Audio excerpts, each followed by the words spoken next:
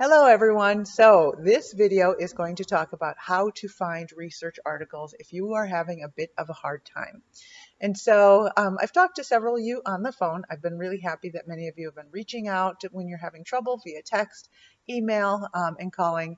I'd like to be able to give everybody kind of the same advice that I've been giving people that call me. Sometimes finding literature can be hard. In this project, in the annotated bibliography, you are using the concept of grit and your chosen population. In this video, I will use the example of my chosen population, which will be individuals who have committed crimes and the concept of grit. And so if I were doing the annotated bibliography, what I would do is, first of all, if I put grit and individuals who have committed crimes or criminals, I'm probably not going to find too much. Maybe I'll find one article, but it's really because grit is a concept that's not it is very, kind of undefined in some ways. There's not a lot of articles on it. And even when we're looking at articles on individuals who've committed crimes, they might be very vague or they might be completely off topic from what I'm looking for. And so at that point, my looking for articles on grit and individuals who have committed crimes is very specific. And so I will widen my search. I will start to look for articles on both crime or individuals who have committed crime and articles on grit. As I'm looking through those, I'm looking for other keywords. And so in EBSCO, and on all of the research articles that you see, you'll find that they list out the keywords. These keywords can be helpful because within research, there's certain things that we call, there's certain words that we use and certain ones we don't. For instance, the other day I was talking to someone who was trying to do a literature review, and they wanted to find out what adolescents think about relationships.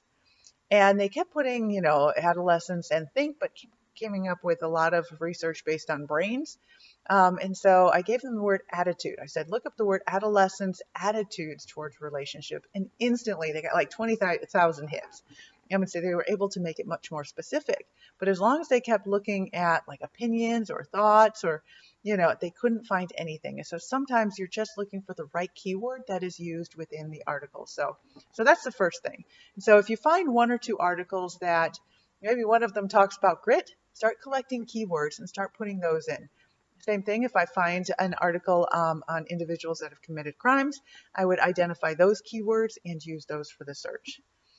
As I go through, I still might not be finding a lot of articles. And so what I'm going to do is start to find articles that talk about things related to my topic. And so I might gather together articles on grit. And often I define that also, I use the word resilience perhaps, if I would use it in my study. And so I might look for resilience and how people, and start to learn how people develop resilience. I might look for research articles on development of resilience throughout life. I might look for negative health outcomes. And especially, I know we already have an article on grit and substance use. And so I might start to think about, well, I have a good article on grit and substance use. Perhaps there is something similar to individuals that use substances and individuals that commit crimes. And so I might then start looking for articles on individuals that commit crimes and how often they're substance users. And I might start to develop a correlation between those of seeing how this particular research that I'm able to find aligns with, possibly the topic or the population I'm looking at. And so I may find research that shows that 80% of individuals that are incarcerated usually have substance use disorders. And so therefore, eventually, and I would take those articles, put them in my annotated bibliography, and eventually when I put them in my paper, if I haven't found any great research on grit and individuals that commit crimes, I might draw the correlation that I do have this kind of research, and there is a correlation that should be considered, when we're trying to identify where individuals, what individuals might be like, or what kind of how grit might affect individuals that commit crimes.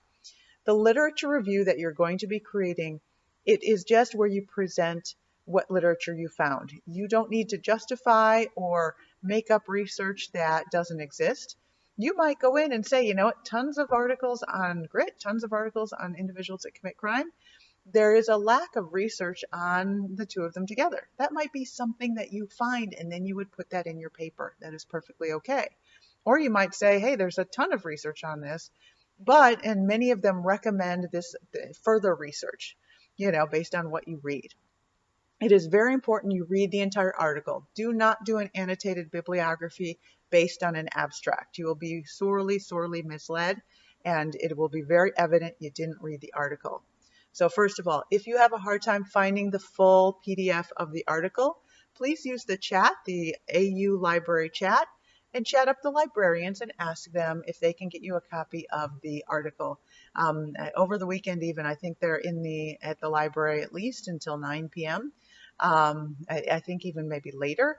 And so do go through the chat. Often they are ingenious in terms of finding different articles and the full article for me. If you don't have the full article, please do not use it, because you are really going to need that full article when you go to write your paper.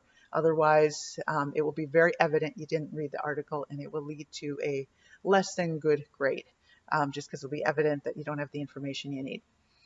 When you are searching, so here's another trick. As you're searching, do go to the back of the article and look through the references page.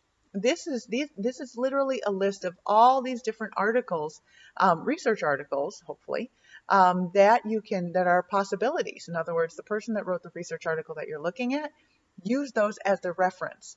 And as you keep finding more articles, you can go back to their research page and identify additional articles that may be helpful for you. Now, I highly recommend that you don't use articles older than 10 years, preferably not older than 5 years, just because the research starts getting really old. If you find an article that is older, you can go into Google Scholar. And so go into Google and search Google Scholar.